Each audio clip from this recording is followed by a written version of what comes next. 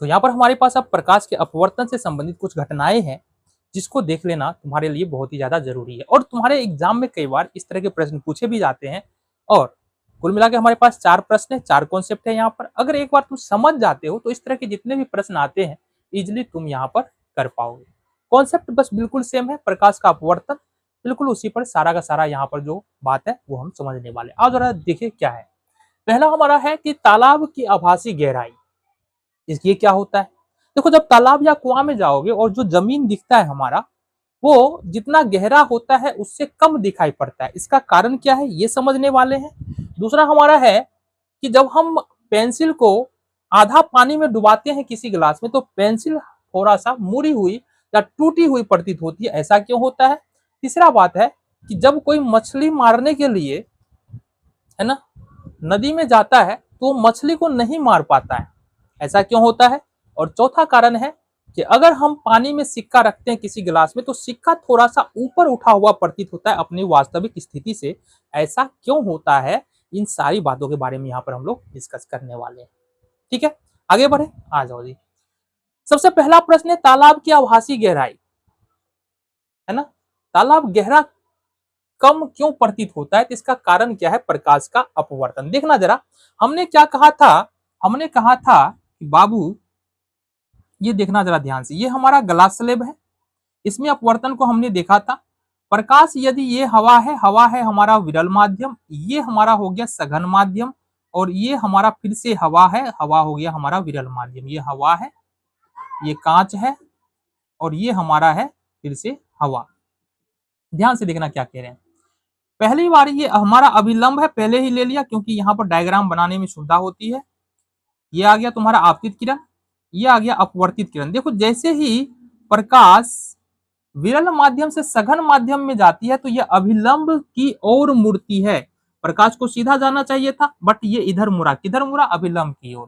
ठीक है, दूसरा अभिलंब हमारा ये है। और जब प्रकाश सघन माध्यम से विरल माध्यम में जाती है तो अभिलंब से दूर हटती है। ठीक है, किधर हटेगा, अभिलंब से दूर। देखो, ये हमारा अभिलंब से दूर जा रहा है। इसी कॉन्सेप्ट का प्रयोग करके इन सारे प्रश्नों को हम लोग यहाँ पर देखने वाले। देखना जरा ध्यान से देखना।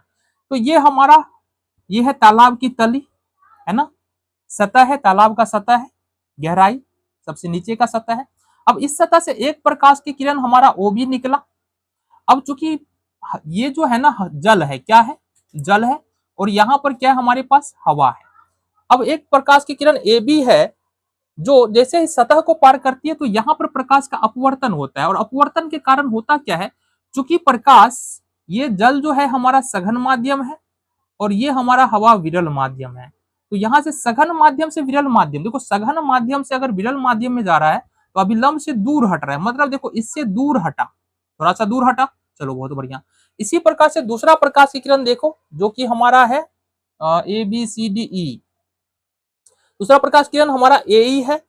फिर से ये क्या हुआ, जैसे ही सतह से ऊपर जाता है, यानी एक माध्यम से दूसरे माध्यम में जाता है, तो अभिलंब से दूर हटता है। ठीक है, अब ये जो तालाब की आभासी गहराई है, ये हमें कहां पर दिखाई देता है, आई पर। हम यहाँ पर क्या देख रहे हैं, तालाब की आभासी गहराई को देख रहे हैं। जो तालाब के गहराई का प्रतिबिंब बन रहा है वो हमको कहाँ दिखाई दे रहा है, आई पर दिखाई दे रहा है। तालाब की गहराई को नहीं देख पा रहे, तालाब की गहराई के प्रतिबिंब को हम लोग आभासी यानी काल्पनिक प्रतिबिंब को आई पर दिखता है।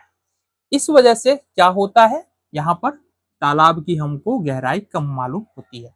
इसका अगर हम उत्तर बोलना चाहे, अगर हमारे सामने प्रश्न है कि तालाब की गहराई कम क्यों प्रतीत होती है, तो यहाँ पर हम क्या बोल सकते हैं, यहाँ पर हम बोल सकते हैं कि तालाब में पानी होता है, पानी से प्रकाश की किरण हवा में जा रही है, जिसके कारण यहाँ पर प्रकाश की किरण अभिलंब से दूर हटती है, और अभिलंब से दूर हटने के कारण प्रकाश का आभासी प्रतिबिंब सतह से थोड़ा ऊंचा ऊपर उठा हुआ हमको दिखता है, जिसके कारण तालाब की गहराई कम दिखती है।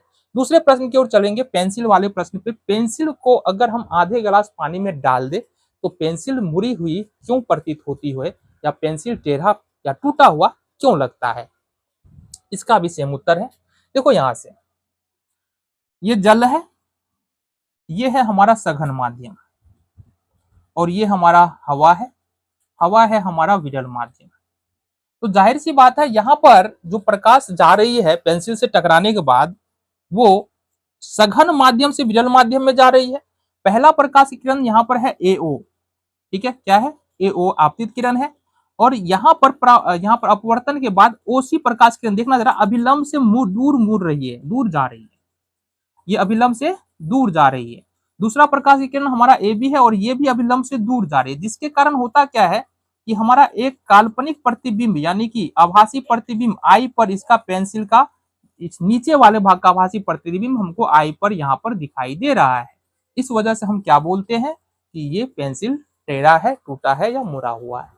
ठीक है, बोलेंगे क्या, बोलेंगे कि जल जो है वो सघन माध्यम के तरह काम करता है, हवा विरल माध्यम के तरह काम करता है। इस वजह से पेंसिल के डूबे हुए भाग से प्रकाश टकराकर जब सघन माध्यम से विरल माध्यम में आती है तो अभिलंब से दूर हटती है, जिसके कारण जो है हमारा जल में डूबे हुए पेंसिल का हम आभासी प्रतिबिंब को देख पाते हैं, जो कि थोड़ा सा टेढ़ा मालूम पड़ता है। बिल्कुल, इसको देखते हैं, आभासी प्रतिबिंब को देखते हैं। ठीक है, चलो जी अगले प्रश्न की ओर बढ़ते हैं। यहाँ पर हमारे पास है मछली जब हम मारने के लिए जाते हैं, चलो कुछ ऐसा हमारे पास यंत्र है जिसको फेंक करके, नुकीला यंत्र है जिसको फेंक करके मछली भेजना है, मछली को हमको मारना है। अब मछली को मारेंगे तो हम क्या मारेंगे, मछली को मारेंगे, ये हमारे पास दो मछली नजर आ रहा है। मछली की वास्तविक स्थिति ये है, लेकिन मछली हमको दिख जा रहा है, तो जाहिर सी बात है इस वाले मछली को मारेंगे, ना कि हम इस वाले मछली को मारेंगे। तो ऐसा होता क्यों है, आओ जी सेम बात होता है। ये हमारे पास जल है, ठीक है, और ये हमारे पास हवा है, ये सघन माध्यम है और ये हमारे पास विरल माध्यम। देखना जरा, मछली से पहली प्रकाश की किरण निकल करके, पहली प्रकाश किरण एओ है जो अपवर्तन के बाद अभिलंब से दूर हट रही है।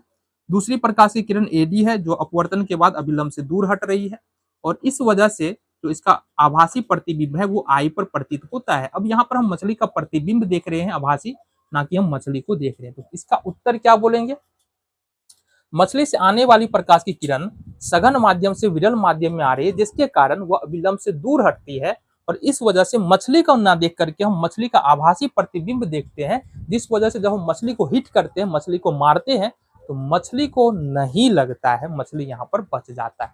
बातें क्लियर है, चलो जी आगे है सिक्के की आभासी स्थिति, या सिक्के को, है ना, सिक्के को जब हम पानी में डालते हैं उसकी आभासी स्थिति क्यों दिखती है, या थोड़ा ऊपर उठा हुआ क्यों प्रतीत होता है। बिल्कुल सेम कारण है। यहाँ पर देखो, यहाँ पर हमारे पास ए बी प्रथम प्रकाश की किरण है जो सिक्का से टकरा कर आ रहा है, और ये अपवर्तन के बाद इस तरह से मुड़ जा रहा है। ठीक है, ये आपतित किरण है और ये हमारा अपवर्तित किरण है। दूसरी प्रकाश की किरण यहाँ पर एसी है जो अपवर्तन के बाद, है ना, अभिलंब से दूर जा रही है। दोनों ही स्थिति में क्यों दूर जा रही है, क्योंकि यह हमारा जल है सघन माध्यम और हवा है यहाँ पर हमारा विरल माध्यम। प्रकाश सघन से विरल जा रही है, इसका मतलब ये दोनों ही प्रकाश किरण अपवर्तन के बाद अभिलंब से दूर हट रही है, और इस वजह से हम इस सिक्के का काल्पनिक प्रतिबिंब हम यहाँ पर ऊपर उठा हुआ देख पाते हैं। तो क्या बोलेंगे इसके आंसर में कि जल में रखे सिक्के से आने वाली प्रकाश की किरण सघन माध्यम से विरल माध्यम में जाती है, जिसके कारण यह अभिलंब से दूर हटती है, और इस वजह से हम सिक्के का आभासी प्रतिबिंब सतह से थोड़ा ऊपर उठा हुआ देखते हैं, और ऐसा हमको मालूम पड़ता है कि सिक्का ऊपर उठा हुआ है। ठीक है जी, ये तुम्हारा 4 कॉन्सेप्ट है। अब इस पर आधारित जितने भी प्रश्न तुम्हारे सामने आएंगे उन सारे प्रश्नों का उत्तर इजीली दे पाते हो, याद करने की जरूरत नहीं है। ठीक है जी, आगे